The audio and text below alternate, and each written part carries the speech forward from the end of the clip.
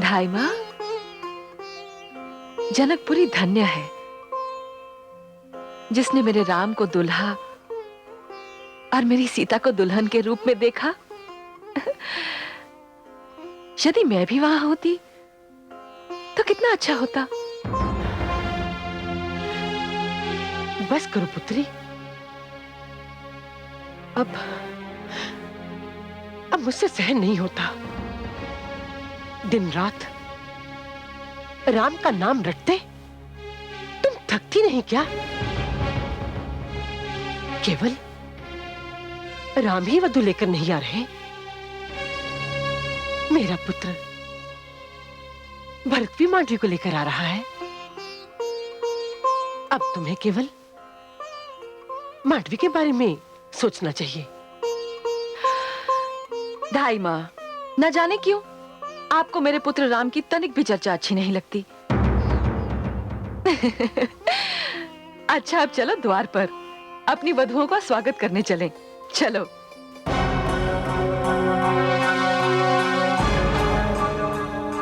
बड़ी भोली है तू पुत्री। अपने कौतूहल में ये भी भूल गई कि कौशल्या पुटरानी है और परंपरा के अनुसार पुत्र वधुओं का स्वागत करने का अधिकार केवल उसे है, तुझे नहीं।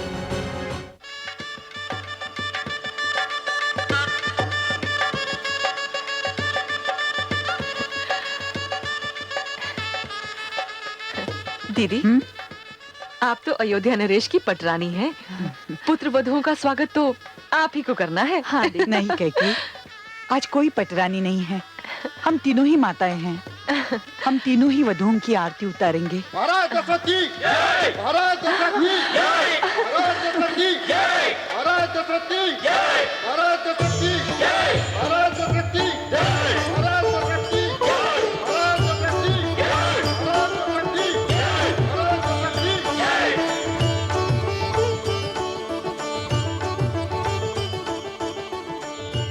आपके पुत्र वधुएं, ये जनक नंदिनी सीता,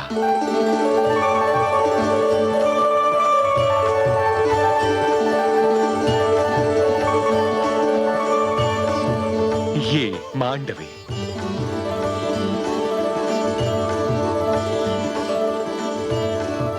ये उर्मिला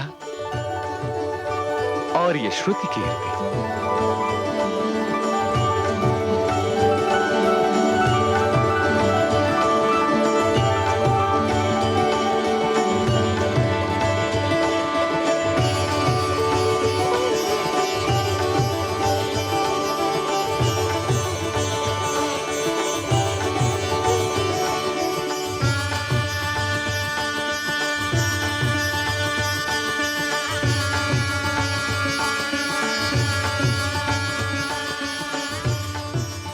अखंड सौभाग्यवती भव।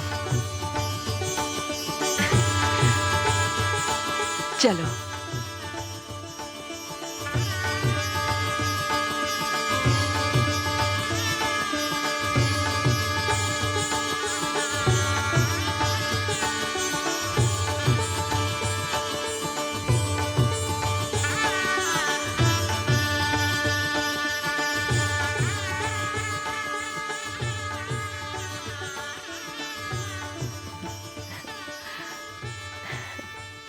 जानती हैं ढाई माँ, ये सारे गहने मेरे लिए देवलोक से आए थे। देवलोक से? हाँ, जब महाराज से मेरा विवाह हुआ था तो उसमें देवराज इंद्र भी सम्मिलित हुए थे। क्योंकि महाराज दशरथ ने देवासुर संग्राम में असुरों को पराजित किया था, देवराज ये समस्त आभूषण देवताओं की ओर से उपहार के रूप में लाए थे। बहुत सजेंगे ये गहने मेरी पुत्रवधू पर। ढाई माँ, मैंने निर्णय किया है, ये सारे आभूषण मैं अपनी पुत्री सीता को भेंट कर दूंगी। बावली हो गई है क्या? क्यों? तुमने राम के स्नेह में सदा अपने पुत्र भरत के साथ अन्याय किया है। चलो, वो तुम्हारा पुत्र है, किंतु मांडवी तुम्हारी पुत्री नहीं, वो किसी और की पुत्री है। वो तुम्हारी पुत्रवधू है। मैं मांडवी के साथ तुम्हें ये अन्याय नहीं करने दूंगी। नहीं, मैं तुम्हें ये गहने सीता को नहीं देने दूंगी। इन पर मेरी पुत्रवधू मांडवी का अधिकार है। जरा सोचो, तुम ये क्या करने जा रही हो? राम के स्नेह ने तुमसे सोचने समझने की शक्ति भी छीन ली है क्या?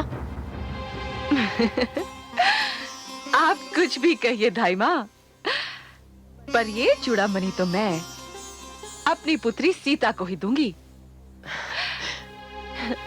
ये तो उसी पर सजेगी। यदि मांडवी ने बुरा माना तो? ऐसा कदापि नहीं हो सकता। वो तो सीता की बहन है। महारानी कौशल्या, महारानी सुमित्रा और मैं बहनें नहीं थी, पर बहनें बनकर रही। सीता, उर्मिला, श्रुति, कीर्ति और मांडवी तो बहनें हैं। उनमें तो अपार स्नेह होगा। धाई माँ, आप ना निरी मूर्ख हैं।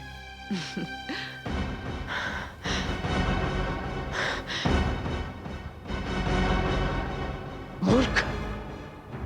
मैं मूर्ख? अरे बावली, मूर्खता तो तू कर रही है, तू कर रही है।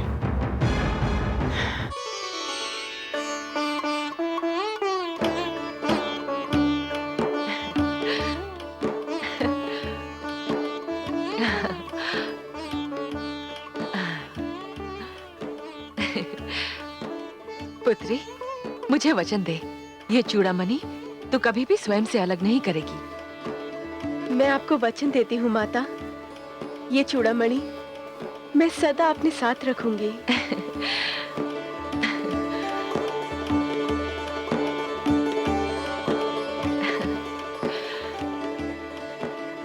पुत्री मांडवी, ये आभूषण जो मैं तुझे दे रही हूँ, ये उतने श्रेष्ठ नहीं है। आप जो मुझे अपना स्नेह दे रही हैं, वो पुत्रवधू के लिए श्रेष्ठतम आभूषण है। और सीता दीदी, वो तो हमारा आदर्श है। विवाह से पहले उनके पास जितने भी गहने थे, उन्होंने हम तीनों बहनों में बांट दिए। वही इतने अधिक हैं कि हमें और आभूषणों की आवश्यकता ही नहीं। धन्य हो पुत्री मांडवी। आज मुझे विश्वास हो गया कि इस परिवार की एकता कभी भंग नहीं हो सकती। तुमने जो कहा, वही भावना सबको जोड़ने वाली है। पहले इस राजभवन में केवल हम तीनों मिलकर रहती थी, अब हम सब मिलकर रहेंगे।